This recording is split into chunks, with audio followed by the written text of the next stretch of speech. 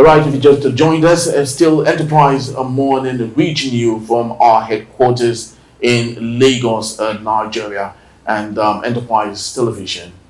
It is. Now let's go to our main conversation for today. The price of petrol has risen to 897 naira per litre at NNPC outlets in Abuja amidst struggles by the Nigerian National Petroleum Company Limited (NNPC) Limited to supply the local market.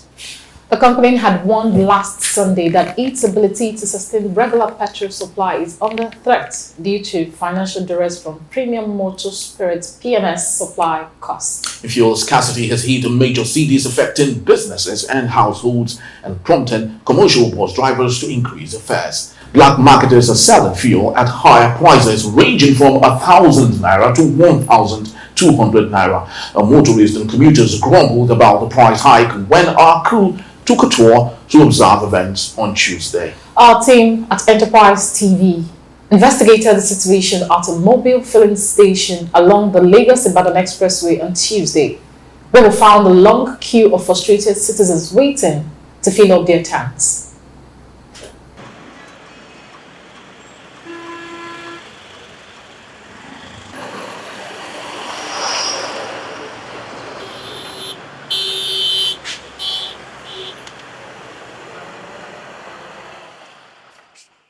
One eyewitness who had been waiting since 6 a.m. the morning that he has had more than enough to say. I'm living here in Lagos. So this morning we came to buy fuel. Since morning we are rounding all over Lagos, no fuel, and they told us that they are selling fuel at 650 naira this morning, 8 o'clock in the morning. But now they have changed it to 896 and 68 naira at the government filling station. So if we are buying fuel in government filling station at 868, so we don't know how we are going to buy. Maybe we are going to buy it 1,000 naira, 15012 in other filling station. So actually we want government to reason with us because we are dying. People are dying because of hunger and many things. Now this issue of fuel scarcity is too much. Look at it, it's too much. That time before I come from Abuja, I was buying 850. Now I enter Lagos, he say 900, 860. What happened? The NNPC is denying the increase, but very few believe them, if at all, because the hike is general and they don't seem ready to sanction managers who have adjusted their pumps without their purported authorization. All right, so let's get into this very important and sensitive topic today. With also virtually joining us, we have Great Imo. He is a public affairs commentator. Good morning to you, Great. Good morning. Thank you so very much for giving us your time. We truly do appreciate it. And of course, we have Hassan Soweto, also public affairs commentator. Good morning, Hassan Soweto. Good morning, Hassan. Yeah, good morning, and thanks for having me. Thank you so very much for your time. And of course, with us in the studios is our one and only Barrister Tunji Abdul Hamid, a barrister at law and a public affairs analyst. Thank you so very much, Barrister. Thank you. Thank you for having me. It's my pleasure to be with you. Thank you. Truly do appreciate it. Now let's get into this particular very sensitive discourse today. Now we have it officially. The pump price of fuel is 897 naira. Let's just conclude it. 890 naira. That's what it is, and officially that is. But I'd love to start with you, Great Imo. Particularly speaking about the increase, do you find this surprising? Well, actually, this is bound to happen due to so many reasons.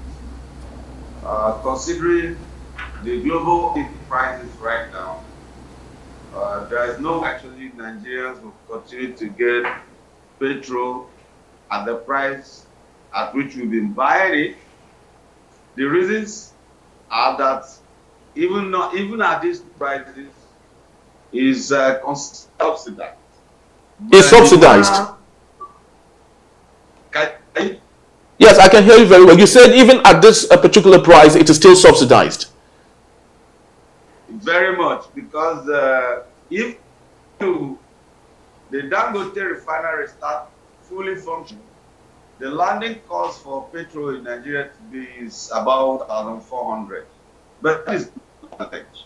I had this discussion yesterday with someone who works with the state government, who was trying to make these comparisons about the international oil prices and how much petrol is sold in other countries that have crude oil, including Saudi Arabia. I told him that I have a problem with that.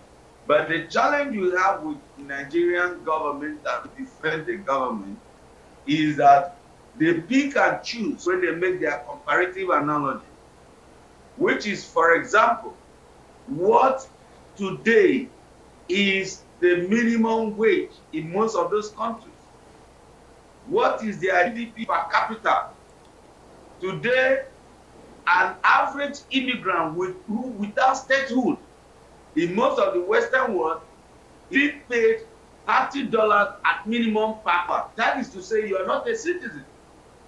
You can earn as much as $30 per hour at a rate of 1,600 per dollar. That is almost 60,000 or thereabout naira. And here in Nigeria, minimum wage is 70,000. Which hasn't been paid yet. It's about 90,000. So the problem is not the price. If you consider the global oil benchmark and the volatility in the market right now, though it has been stable for a while, but for Nigeria, the problem is not that we cannot afford to buy fuel at 2,000 naira. The problem is that Nigerians are economically stifled. And a basis of every country's productivity is energy. Right now, Nigeria is going through energy crisis. There are no alternatives. The electricity infrastructure is in comatose. Assuming Nigerians who are productivity does not require diesel to fuel their generators, to run their factories, to run their fashion companies, to run every other thing, then the pressure on consumption of gas and other petroleum products will reduce.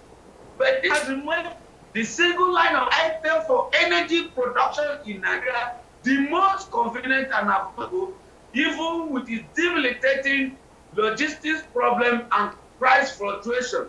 The problem is not just the energy price. The major issue today with Nigeria is that Nigerians are economically disempowered.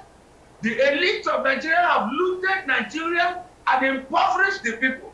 The economic theory and strategy of Nigerian ruling class has subjugated the larger population of Nigeria to unproductivity. Hence, Nigerian economy is collapsing.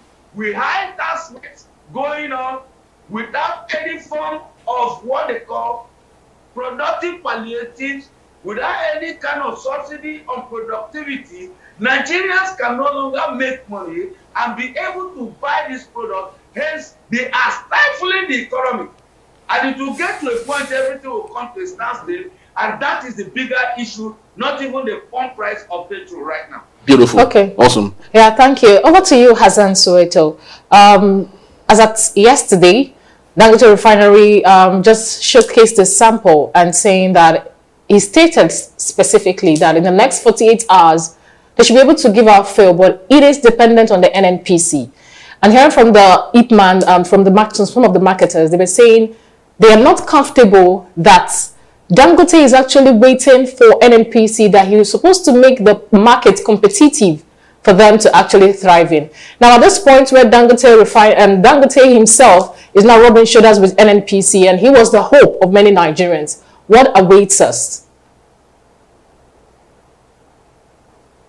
Well, I think the first thing to say is that for every Nigerian who consider Dangote Refinery as their hope for ending the energy conundrum that faces this country, now is the time for that hope to lead to disappointment.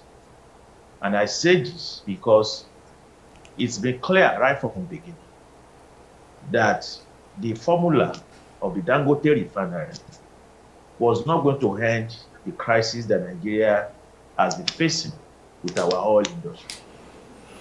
because we have to be clear about it. There's no rationality in the situation that we have today in Nigeria, but whereby we have a product that is there in our own soil, and yet we are not able to produce it in a way that is affordable for our citizens. I don't think that's even a question of affordability. I think it's first and foremost a question of what is the economic philosophy around which we are trying to build this country. Because if you have a product that is in your own soil, that is yours, the first step to take is to ensure that your citizens are able to have it at an amount that is so affordable for everyone. Where you make your profit is when you are selling it at the international market. Now, for decades, they ran aground Nigeria's public refinery. And then they gave Dangote all of the backings necessary to build a private refinery for the purpose of extracting profits, not for the purpose of providing fuel to Nigerians. And that is why what you have seen over the past 15 months with the removal of fuel subsidy, with the increase, in fuel price, has been preparation for Dangote's refinery to come to the market. Because Dangote had made it clear that he was not ready to make available his products to the Nigerian market at the rate fuel was being sold as at May last year. And that is why you saw that ahead of his refinery producing fuel now, the NNPC has raised the price to over 800 naira. So what that means ultimately is that we are going to have ourselves in a situation whereby Nigerians will still be paying through their nose for a product that is under their own soil. But this time around, to Dangote refinery for the purpose of the enlargement of its own wealth. And that will not solve any of our problems. Because there's no rationality there. We have to be clear about it. It was also the same thing that Dangote did with cement. If you go to Ogun State, which is the neighboring state to Lagos State, you find all of the products for cement production right there under the soil. But today, how much is a bag of cement? And because a bag of cement is so expensive, that is why every government plan for housing and for development has become stifled, because on the basis of the inputs, including cement being so expensive, construction of projects has equally become expensive. Look at other businesses that Dangote has gone into. So that what we are having today with Dangote's refinery, is an attempt, to create a monopoly of Nigeria's oil industry in the hands of one single person. And that has to be resisted. And in resisting it, it's not to resist it in favor of other oil marketers, because the question is not about competition. You can't be competing over a natural resource that belongs to a people. What we should be talking about is the need for the oil and gas industry to be nationalized under democratic workers' control and management. There was a time in this country when all of the key factors of production were nationalized. That was in the era of state enterprises. Over 13 years ago now that the power sector was privatized, what has been the result of that? Nigerians have been paying through their nose for darkness. So that in the real sense of the word, what we have to say is that Nigeria cannot grow and develop on the basis of the prevailing neoliberal economic philosophy of putting everything in the hands of the private sector, of using collective resources to build the wealth of certain individuals and the minority of the population. Our resource ought to be utilized to make life better for all Nigerians. And that is only possible when that resource is democratically organized for the purpose of providing for the well-being of all. So it means that you have to put it under national, and on that basis ensure that the public refineries are working and even build new ones. What that therefore will mean is that on the point of view of Nigerian consumers, there must be a limit at which fuel price in Nigeria's market must not go beyond. But that itself is also going to determine the livelihood of the people. Because you don't have to pay 70,000 minimum wage or even 20,000 minimum wage to make life easier for Nigerian people. There was a time in this country when minimum wage was 250 naira. And the cost of living was not this high. My living standard was better. There was a time when a new vehicle was sold for less than 4,000 naira. Thank you. That the quantity of money is not actually determinant of social well-being. Thank you. And that is why if you put the oil industry under the kind of economic program that I mentioned, you can ensure that the well-being of the people is provided for. They're beautiful. Not necessarily this kind of situation that we are seeing. All right, yeah. So please, I would love of you to hold your thought on that, Barrister Tunji Abdulhamid. This is becoming very interesting.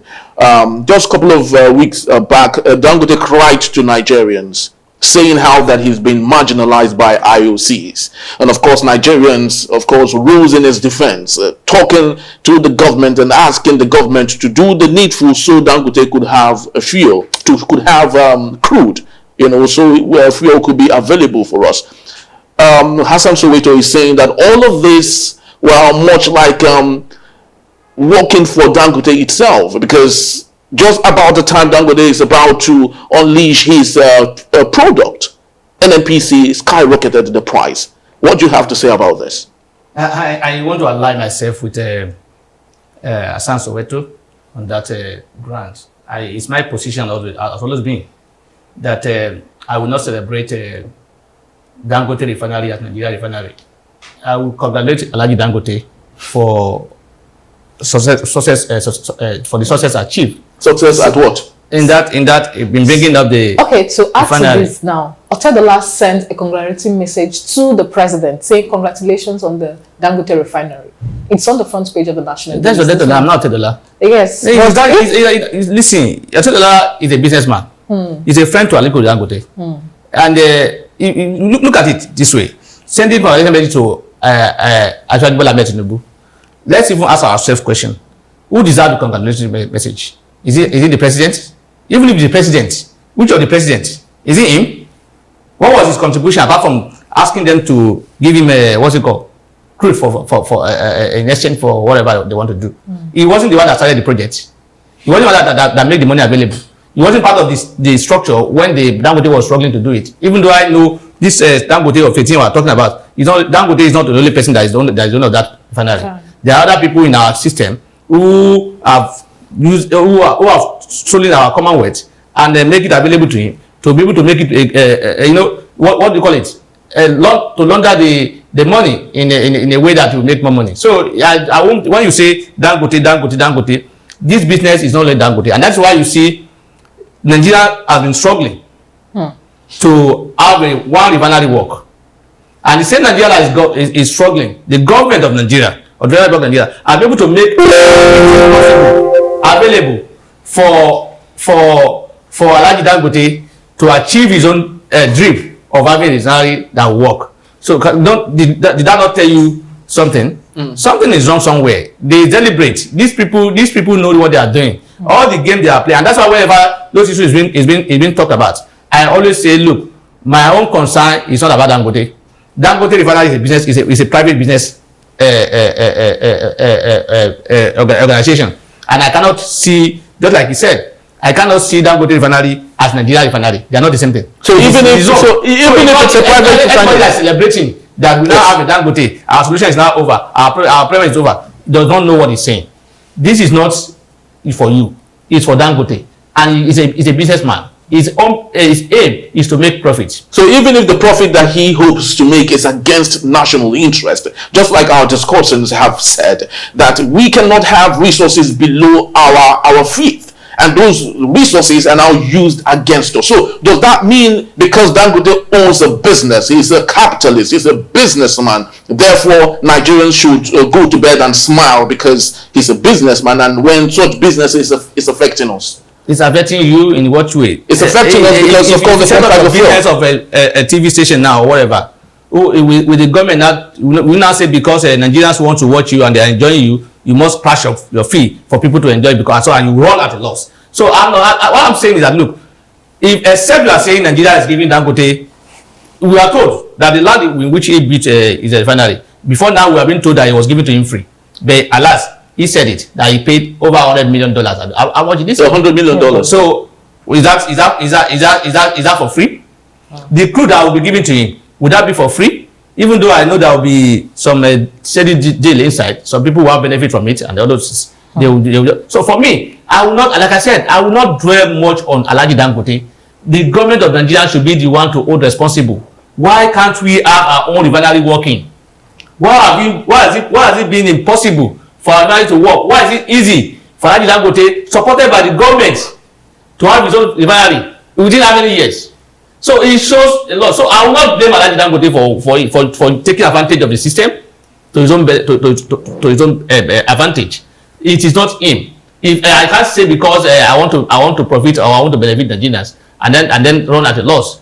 We have been told he has borrowed a lot of money, has invested about $20-something trillion or whatever they say is invested in it, and yet you want him to sell just to satisfy Nigerians. You are not holding your government accountable to sell petrol at the price that will be easy for Nigerians to buy. You want to hold the private business owner accountable or also to sell at a price that will be okay for you people. Thank you, I think it's not the way to go. Thank you, Barrister Tunji. Now let me get back to you, Great.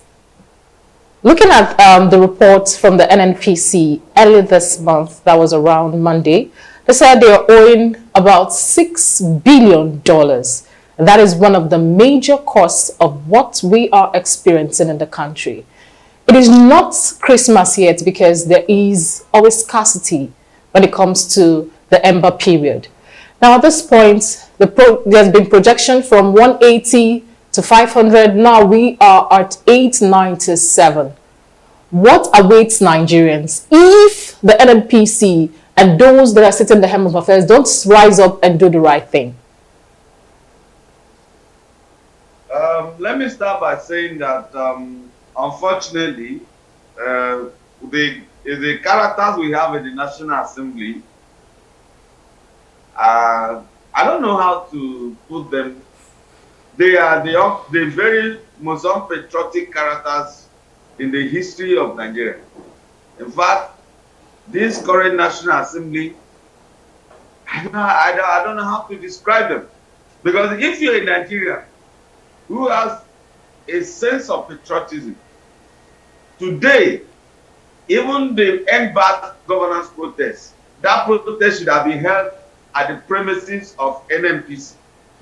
Because NNPC has become the instrument for the destruction of Nigeria's economy. Take, for example, Saudi Aramco. Within this period that Russia and Ukraine war, and the Western sanctions being leveled on Russia. In fact, with Russia being under sanction, as I'm talking to you last week, Russia currently is the highest supplier of gas in the world under sanction. Saudi Aramco declared a profit, a turnover of over 560 billion. That is in half year quarter, half of the year. Why NNPC is declaring debt for Nigeria? An agency of Nigerian government that manages our oil sales and receipts has become, I don't know what to do. In fact, retaining Mele Kyari is the greatest indictment of President Tinubu. That makes me think there is something going on between two of them even before his emergence to become the president of Nigeria. Because I cannot understand why an NPC that is supposed to make crude available for local refinery, sell our crude, ensure the oil output is maintained, receive our foreign receipt. An NPC has become a debt on Nigeria. It is very mind-boggling. And some characters sitting in the National Assembly are walking around, loafing around. While some few individuals have hijacked the whole Nigeria and now even putting us in debt over it. It is very unbelievable. Let me start further by saying that as I'm talking to Nigerians via this medium, if there is ever going to be another protest, that protest should be a protest to make sure that NNPC is shut down. Absolutely. NNPC should be shut down. Absolutely. There should be a forensic audit of NNPC dating back 50 years.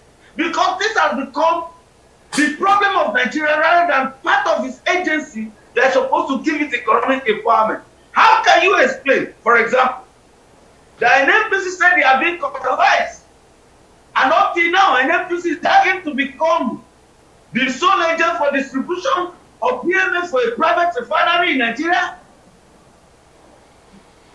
How can we say NNPC is commercialized? Yet, government appointees are sitting on the board and all the hemisphere of NNPC and determining how Nigeria NNPC should be run. That is where the madness in Nigeria begins, and that is how madness in Nigeria, that is where it is located. But because, in fact, the people of Nigeria better should rise up, because right now, look at NNPC making their price determination. Even people from South, and South is where the oil comes from. They will be paying more higher price. How can oil be in your land that you are paying higher petrol pump price because of these characters running NPC? How can I have oil in my village and I'm going to filling station to buy oil at a higher price than those who live far away from me? Something is going wrong. Something is mad, and we need to fight it. And NPC has become a destructive instrument for the Nigerian economy. And for now, maybe we need to shut it down, because on you to Nigeria, it has become an albatross. Very true. There's no even fucking explanation. And NPC is in co-op with foreign interests who are undermining Nigeria as well. Foreign interests who are undermining Nigeria's economy as well. Because right now, as I talk to you, there are no reasons why Ukraine and Russia is fighting and other countries are making money from prices of oil and Nigeria is not making profit. Do you know there are hidden projects going on in Nigeria that Nigeria does not know? Gas projects going underneath our fleet. That gas is being discovered in Izombe, in Imo State, in Anambra Basin, and they are laying gas pipeline to go from Niger to Europe, to go and give to Europe to subsidize their gas productivity and empower their economies, because Russia has stopped supplying gas to them, and due to the destruction of Nord Stream 2 pipeline, Nigerians are here, we don't have electricity. And then is in cahoots with that. What is going on in this country? Yes, I truly do note the emotion. It's really very, very hard. And I must really say this is not a time when Nigerians should really be happy, because what is going on really saddens everyone. But let's take a look at this from another perspective. And of course, to you, Hassan Soweto, the Nigerian Labour Congress this morning said through its spokesperson, who of course is the leader of the pressure group, Ajero, that the president gave them what he called the devil's alternative, and that is during their meeting to discuss the minimum wage. He said that the president said it's either the NLC accepts 250,000 naira as minimum wage, subject to the rise of pump price between 1,500 naira and 2,000 naira, or they go with 70,000 naira at old PMS rate. And of course, the NLC went with the latter, which is 70,000 naira, hoping that the PMS price will remain what it is. But right now, NLC is saying they have been deceived. Now, I want you to help us make sense of this submission.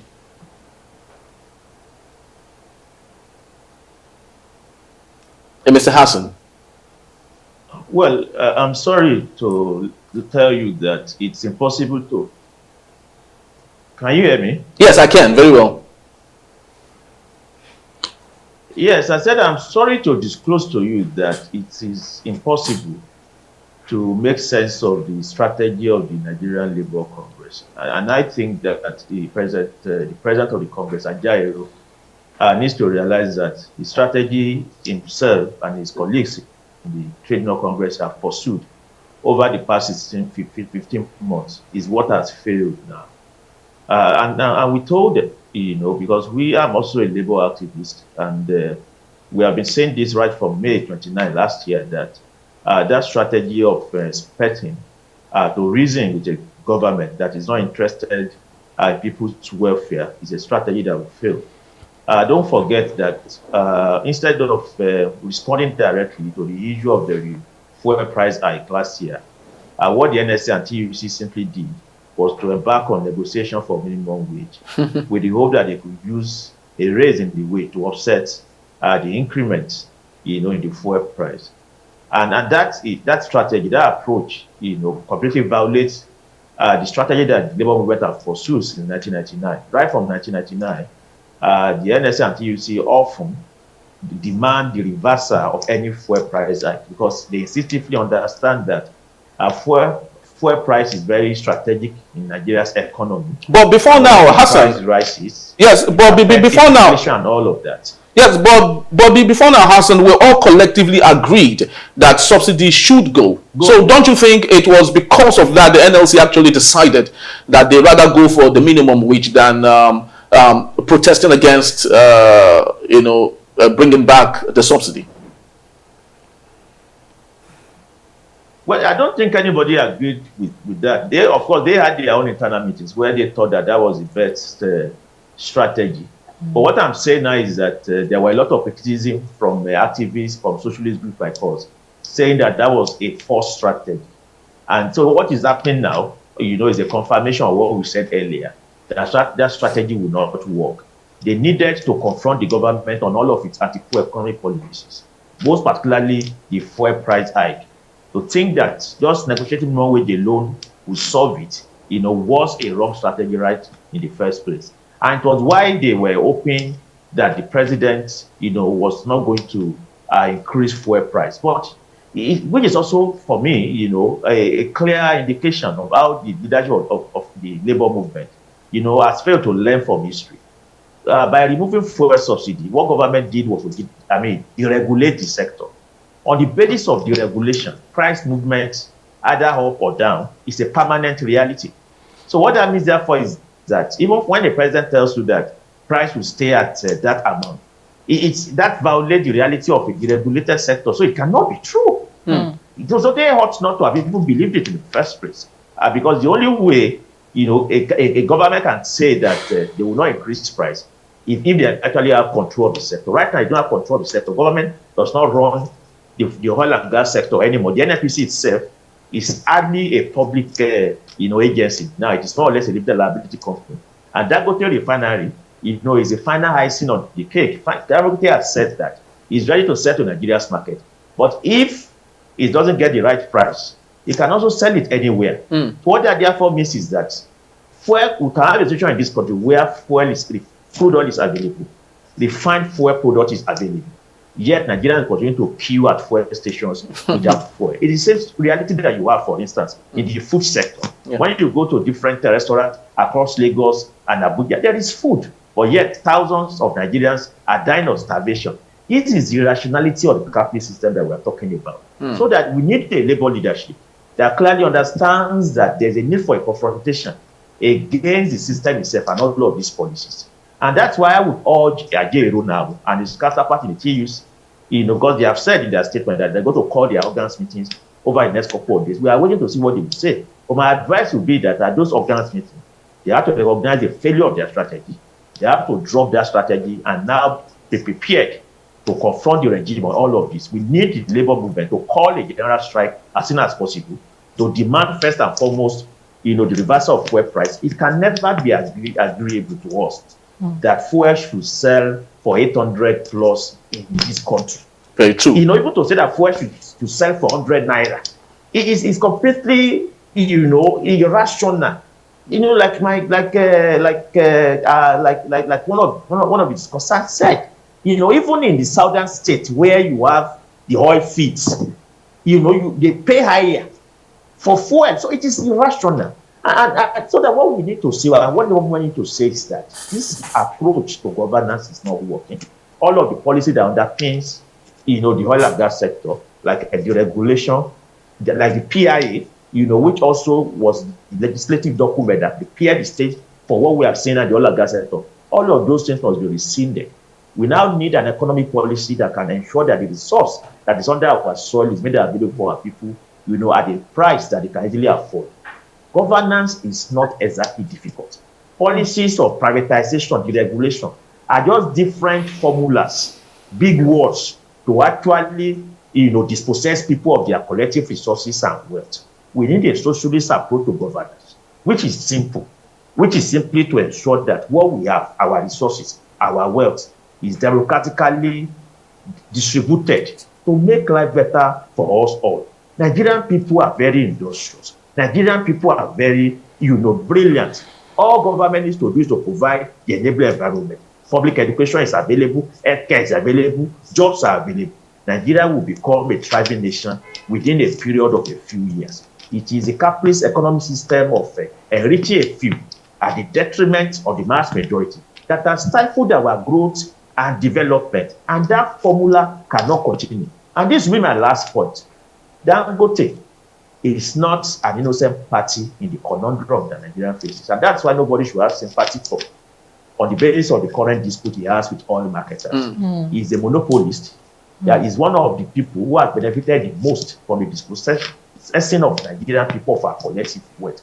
Don't forget when he started to have his wealth, it was on the period of Obasanjo presidency, when policies were created to permit, people like Dangote to flourish at the expense of the nation. We need to take this wealth of these people who have stolen it to build a Nigeria that can be for the world. Yes, very, very, very well said. Barrister Tunji Abdulhamid, you are an active politician yourself. Just before we came on air, we were talking about what politicians think about the people and so on. Hassan Soweto has said that the NLC should do the needful to ensure that the government of the day see reason why they should work for the people. But I would love you to speak from the angle of what politicians think about Nigerians when they sit at the throne of affairs. Do you think it's possible for the administration of Bola Ahmed Tinubu to cave in with what it's possible NLC might do in the future?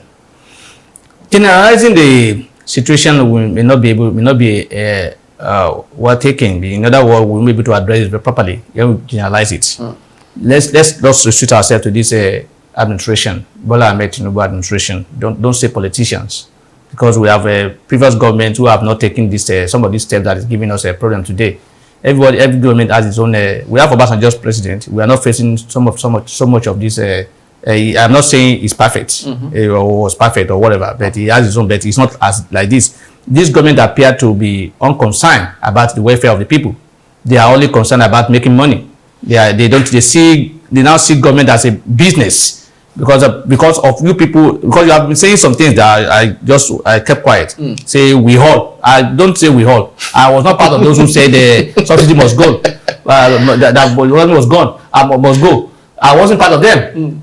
I have also been maintaining that subsidy is not our problem. That our problem is lack of accountability and transparency. I've been saying that.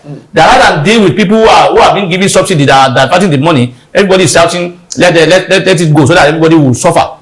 And today we are seeing it. That time they were being seen as we don't know anything, that this and that. And today it is now. When they were talking about PIA at that time, what is it? What was it that time? PIB. Yes. People, I was saying, look, the problem of Nigeria is not about law. It's about the people. It's about the enforcement. So we all see it today now. They will come back to you again and tell you something. People will follow it and say, this is what we want. And this government, back to work. Yes. This government is not showing concern about the people, which is the basis of government. Government is not about making profits. Government is about service and welfare of the people. That this government is seeing government as a situation, as a place where you must make money. And you must make money. They are running like a company, a full-blown company. That's what they're trying to do. Because in the company, what the owners are concerned about is profits. Whether or not customers or people are suffering, they don't care. Their own is that we want to make more money, and that's what this government is doing. The policy of this government is about making money for themselves. Why I say for themselves, now I'm saying about government, for them to use for their own personal benefits and personal life, and that's what we are seeing. And that's why they will say people should tie their bets. Yet they are flying in a new private jet. They are buying new cars. They are doing this and that. They are living large. So for me, it is not only about all the politicians. It appears this government, they have a mindset, they have a target, and I think they are working in line with that. Because look at it now, we are suffering this thing that we are suffering, first scarcity and all this. Our president is not in Nigeria, I doesn't care. I pretend as if nothing is happening or the things are going on well. So for me, it's about this particular government. They deceive everybody to come into power, and now they are in power. They are doing the way they like. And I want to also agree with Mr. Soweto, Hassan Soweto, that look, labor strategy is not working. And I also say it, whenever there is a strike, what labor will be concerned is about how to get more money for workers. That is not the solution to the problem. What is the percentage of the people that are working? If let's assume they even give them those 250, whatever, how many people will benefit? Less than 6%. They will create more hardship to the people, and this is what we are seeing today. And that's the basis why they are failing in their negotiation with the government. And that's why they are trusting the government. You see, what I see in this country is that we have a lot of people who are sarcophagus. When you go to the president, no matter what you have in mind, people will just want to dance to the tune of the president. They see him as alpha and omega. And then whenever you go to the president, you must get whatever he's looking for. And if you don't give it to him, they see you as an enemy. And then everybody want to be part of it, of good book of the president. And that's what we're seeing. And that was why Labour agreed to that 70,000 naira. And they were even singing or giving a busa to the president. Today now, they've seen the busa. They have been deceived by the president. Now, I wait what they will do. They should address the issue of the policy and the system, not about asking for what will, like what's it called, low hanging fruit that will resolve certain economic needs of their members. No, let's look at it in generality. Anyways, I would also not blame them, because it's not only Labour that should fight this fight. Labour is only there for their own people. Nigerians will say, should also rise up and challenge the government. We should not wait for Labour to always fight for our fight. Thank you. We have National Assembly members. We should hold them to account. They are the ones that should be asking questions from the government, but they are not doing that. Okay. I think this government is set to create more hardship for us. We should brace ourselves for more hardship. Okay. That's it. Thank you very much, Abdulhamid. Great. Let's have your parting shot, just in 60 seconds, please. I want to, align with what Barrister said in my final thought, to say to Nigerians, I'm going to use a word that many people will not be happy about. Nigerians need to actually become literally fatalistic or suicidal in their engagement with this government and Nigerian elite. They tend to sit down and think that this will have your best interest at heart is over. And stop waiting for somebody to call you. The more you orientate yourself towards the struggle for the liberation of Nigeria, the better for you. Don't sit down and say, we're waiting for NSC. Don't wait for those true PDP people and rascal, confused Labour people. Average Nigerians should reorientate themselves that we are confronted with radically elite who don't think about us. When we get to that crescendo, we will confront them. Now they have guns and soldiers and police. We need to get to that suicidal point before they will see that our eyes are no longer commanding any of their fear. Otherwise, they will not do the right thing. Thank you so much, Great, for your submission. And over to you, Soweto. Let's have your parting shot. 60 seconds. Well, it's just to say that the long and short of everything is that the destiny of the Nigerian people is in their hands. None of these people in power have any clear and concrete program and formula to make our lives better. It's become clearly obvious to everyone. And that is why the struggle to rescue this country must go on. We have had the protests last month. Since the protests now, Nigeria is even in a bigger mess of fuel scarcity, fuel prices. Something which shows the reason why we had to protest in the first instance. Now, what we need to say is that we have to march to the street again. And for us in the End Bad Governance movement, it's our own duty to begin to make the appropriate plans from now to ensure that by the time we march out again, we have better impact. I would just like to urge all the Nigerian people, including those who didn't even come out last month for the protest, that now is not the time for all of us to come at any time a call is sounded. We need to ensure that we do not allow these people to rob us of our future. Thank you. Thank you so very much, Barrister Tunji Abdulhamid. Your last part in short, especially when already we still have over 1,000 End Bad Governance protests being held. What's your parting shot on this? We should not be deterred by that. We should not be discouraged by that. It's an attempt by the government to intimidate everybody, and to cow everybody. You see, that's why they are saying that those who are protesting are terrorists in their own language now. We should not allow that one to weaken us. We should like you said, whether we want a good country or not is in our hands. It's not in the hand of the labor. Labor can try not to do anything. And like I said, labor have a purpose. The purpose is to protect their members. All Nigerians are not members of labor. So, and if you know that you are in Nigeria, you are affected by this crisis, then it's your responsibility to not wait for anybody and to join the call, to say, whenever they say, look, let's ask questions from this government, let everybody be there. Forget sentiment, forget I'm a Yoruba, I'm an Hausa, I'm an Igbo. It's not about Igbo and Hausa and Igbo. Those in government, those who are enjoying our Commonwealth today, are not concerned about Yoruba, Igbo, or Hausa, or Muslim or Christian. They are working together and they are benefiting together. So whenever they have any, you see, we don't have National Assembly. That is because ordinarily, those who are supposed to be fighting for us are the National Assembly, members of the National Assembly, because we've donated our responsibility, our power to them. Unfortunately, they see themselves as part of the executives because they don't even understand the purpose why they are in government. So as far as I'm concerned, Nigerians should not wait for anybody, NSC, TUC, or whatever, to say we are waiting for them to ask questions. Let's just all of us ask questions from this government. Let us not be intimidated. It is our team. Whether if you say you are not concerned, you will be affected. Because like I said, this new price will double the crisis on ground. In other words, the suffering on ground, the hardship on ground is now times 3. If you don't know now. Thank you very much. You see, Choma, this is really sad, and I really do not know how to say this, but of course it's really depressing.